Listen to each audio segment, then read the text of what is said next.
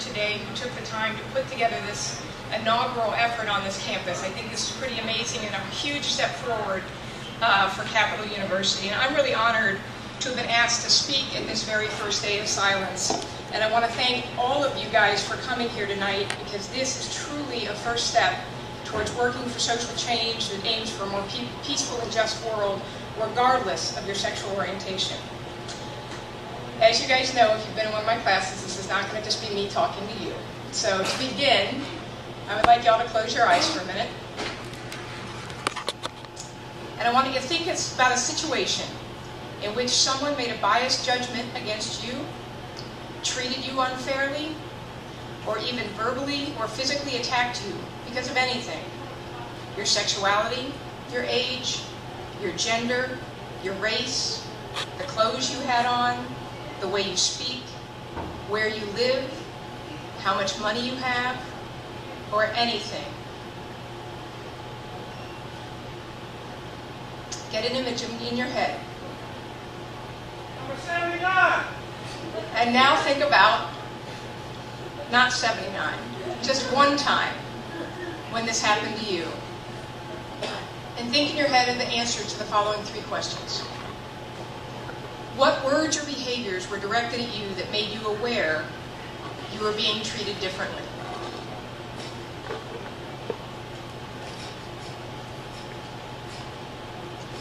How did that make you feel?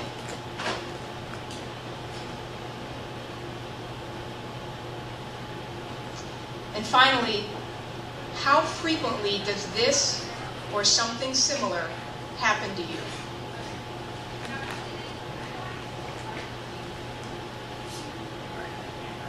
Okay. For non-heterosexual and transgendered individuals, these experiences, these feelings that you might be feeling or remembering feeling, they're often routine and daily. Worse yet, the experiences of LGBT women, men, and youth are often a lot worse than this simple exercise can possibly capture for most of you. Take, for example, the following. It's estimated that up to a third of gay teenagers have been threatened or even injured while at school. And almost a third of gay teens will drop out of high school, and they cite bullying and harassment as the primary reason. Reported hate crimes against LGBT individuals have been steadily rising over the last 2 decades. In 2008 alone, there were over 1,600 hate crimes against LGBT individuals reported, not occurred, but reported only to the FBI, which means there were a lot more out there that went unreported because people fear the consequences of being put through the judicial system. For most, if not all of you here, you care about creating a better, more safe, and more just world, or you wouldn't be here.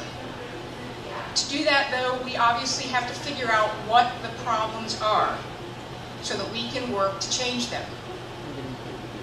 That's what I've been asked to talk to you about tonight.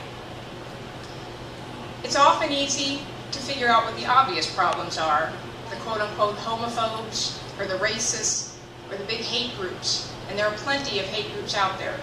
There are over 1,000 of them documented in the United States. And think about that, 1,000 hate groups. Not people, groups. 30 of them, approximately, are here in Ohio. And a handful of those are right here in Columbus, within a few miles of this campus. These are the easy targets. Do this one more time, not one more time, I'm going to ask you to do it 2 more times, but one more time, close your eyes. We're going to try and start thinking of the not so easy targets.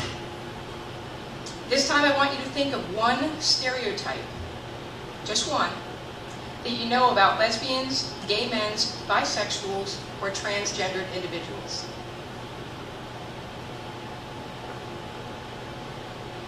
Got one? Okay, anybody willing to share? Please. Okay. Child predators, good. What else?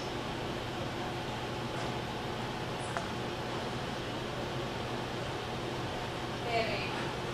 Good. AIDS.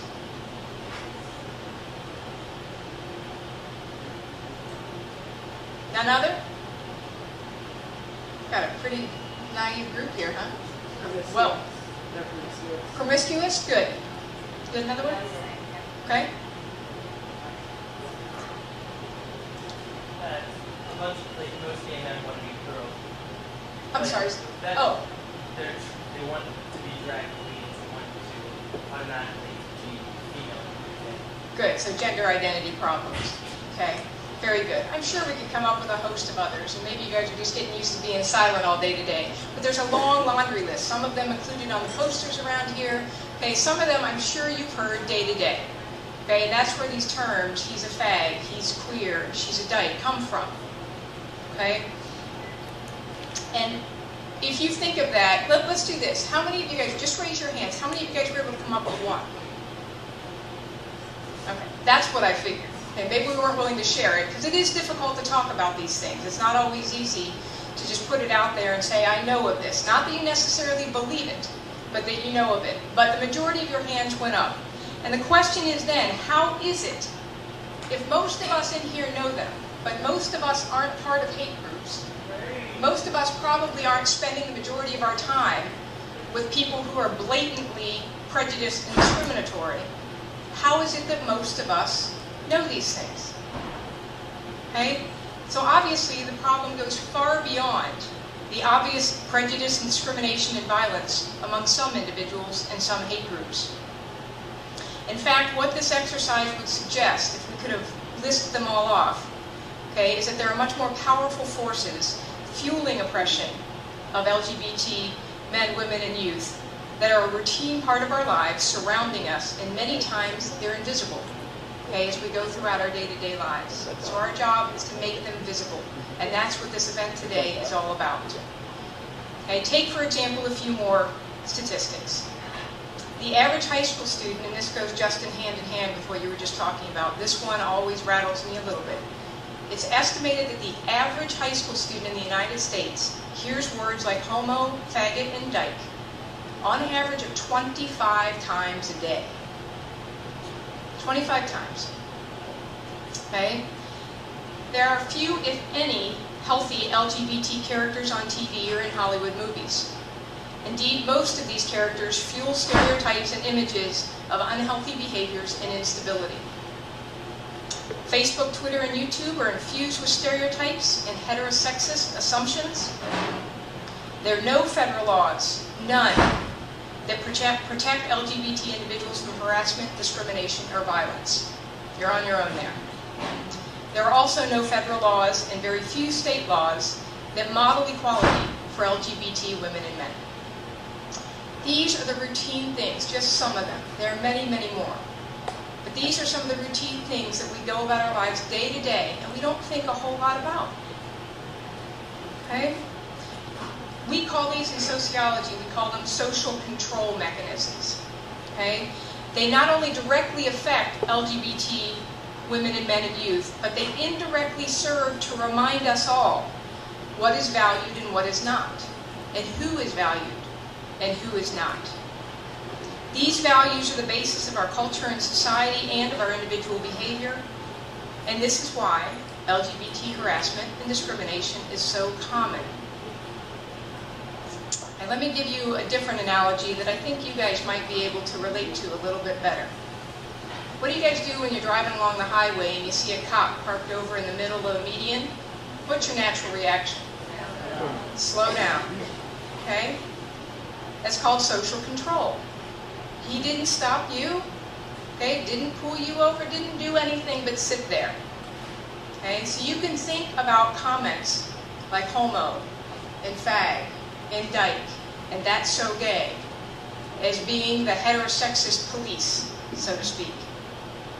They don't have to affect you, but they send you a clear message of what box you belong in if you want to be valued